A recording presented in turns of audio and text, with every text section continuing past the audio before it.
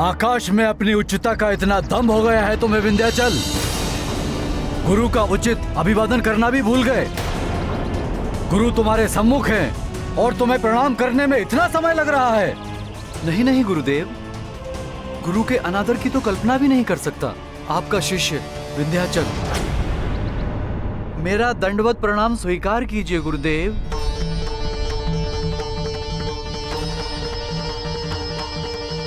कल्याण हो।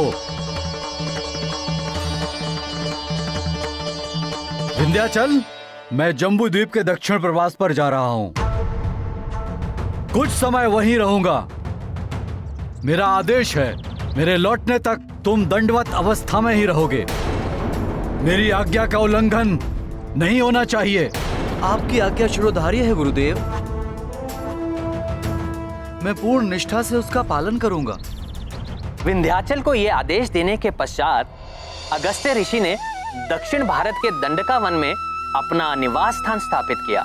इस घटना के बाद वो उत्तर भारत कभी नहीं गए और विंध्याचल पर्वत सदैव अधोमुख अवस्था में रहा, जैसा उसके गुरु उसको छोड़कर गए थे, और कभी भी इतना ऊंचा नहीं हो पाया जिससे वो किसी को कष्ट पहुंचा सके। ऐसी विलक्षण प्रतिभा के धनी, ऐसे चमत्कारी हैं ऋषि अगस्त्य। एक बार उन्होंने पर्वत को झुका दिया, तो एक बार सातों सागर का जल पीकर उन्हें जल रहित कर दिया था। वो समय था जब युद्ध में देवताओं पर हमला करने के पश्चात असुर सागर में जाकर छिप जाते थे। तब देवताओं के ही अनुरोध पर असुरों को उनके छिपने के स्थान से वंचित करने के लिए ऋषि अगस्त्य ने सागर के जल का पान कर लिया।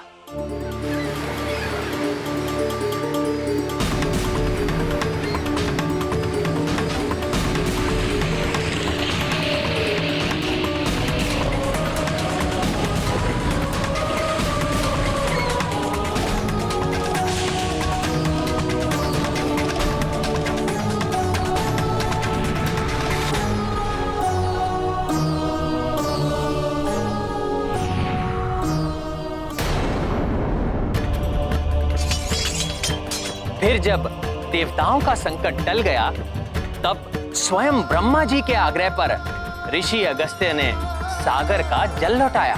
स्वामी, यदि ऋषिवर इतने सक्षम हैं, तब तो उन्होंने हनुमान को गंगा जी को अपने साथ ले जाने का उपाय अवश्य सुझाया होगा।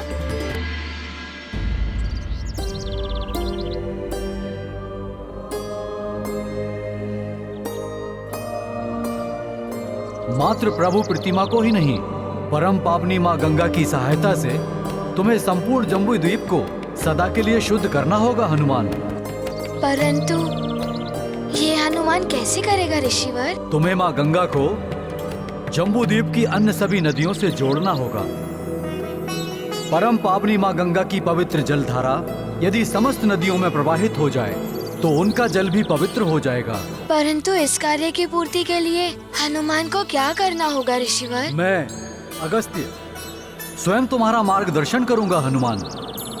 माँ गंगा का पवित्र जल जम्बू द्वीप की समस्त दिशाओं में प्रवाहित होकर प्रभु प्रतिमा के साथ अनंत काल तक इस धारा को शुद्ध करेगा। इतना महान कार्य करने का हर संभव प्रयास करेगा हनुमान।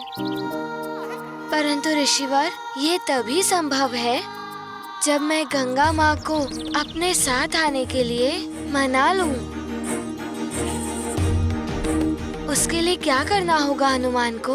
माँ गंगा तुम्हारे साथ जाए, इसमें मैं तुम्हारी सहायता करने का प्रयत्न करूंगा। परंतु इसके पूर्व तुम्हें मुझे एक वचन देना होगा हनुमान। कैसा वचन ऋषिवर? प्रभु राम के बाण की दिशा को परिवर्तित करने का वचन देना होगा तुम्हें मुझे। भविष्य में मेरे आदेश पर तुम ऐसा करोगे।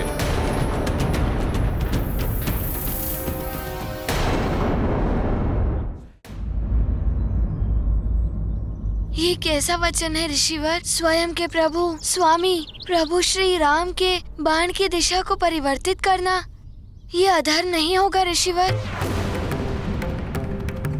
धर्म ही जिसका कर्म हो हनुमान, वो भला धर्म के विपरीत जाकर तुम्हें कोई अनुचित कार्य करने का आदेश दे सकता है क्या? नहीं ऋषिवर, ऋषिवर, आप मेरी इस बात को अन्यत्र ना लें। प्रभु राम के बाण की बात सुनकर मैं कुछ क्षण के लिए विचलित हो गया था।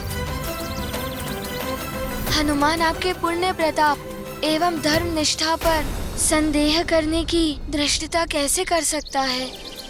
आप तो सर्वज्ञाता हैं। आपके इस आदेश में अवश्य जगत के कल्याण का कोई रहस्य निहित है।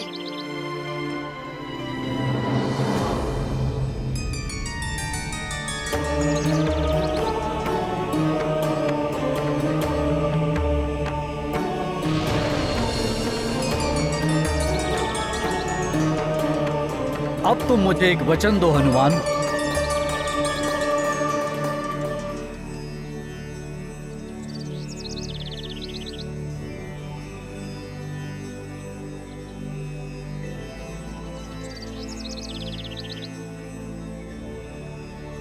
ऋषिवर, मैं अंजने हनुमान आपको वचन देता हूँ। देवी सुरेश्वरी भगवती गंगे त्रिभुवन तारिणी तरल तरंगे शंकर मौलि विहारिणी विमले मम्मतिरास्तां तव पद कमले हरिपद पाधि तरंगिणी गंगे हिम विदुमुक्ता धवल तरंगे दूरी कुरु मम दुष्कृति भारम कुरु कृपया भवसागर पारम तव जलममलं येन निपीतं परमपदं खलु तेन गृहीतं मातर गंगे त्वय्यो भक्तः किल तं द्रष्टुं नायमः शक्तः।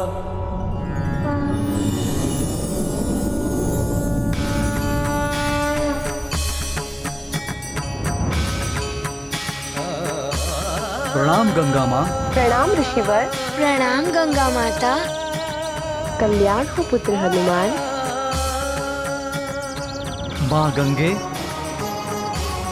मेरे आह्वान पर आपने शुभ दर्शन दिए, मैं कृतार्थ हुआ माता। मेरी एक प्रार्थना और स्वीकार कीजिए माते। हनुमान के साथ सुमेरु सरोवर तक जाकर हनुमान को संकट मुक्त कीजिए। अपनी पावन जल धारा को जम्बूद्वीप की समस्त नदियों से जोड़कर उन्हें भी पवित्र करने की कृपा कीजिए माते। ऋषिवर, मैं हनुमान के साथ अवश्य चली जाऊंगी, परंतु मैं अपने तीव्र वेग के कारण चिंतित हूँ। मेरे वेग के सामने जो पड़ता है वो मुझ में समाकर नष्ट हो जाता है, परंतु यदि हनुमान मुझे आश्वस्त कर दे कि वो मेरा मार्ग प्रशस्त करेगा एवं मेरे मार्ग में आने वाले प्रत्येक जीव जंतु को हटा देगा, तो मैं यथाशीघ्र ही इस पुण्य कार्य में सम्मिलित होने के लिए प्रस्तुत हूँ। परंतु यदि मेरे वेग से किसी एक जीव को भी क्षति पहुंची तो मैं पुनः शीघ्र लौट जाऊंगी। पुत्र हनुमान, माँ गंगा की जो इच्छा है उसे पूर्ण कर पाओगे?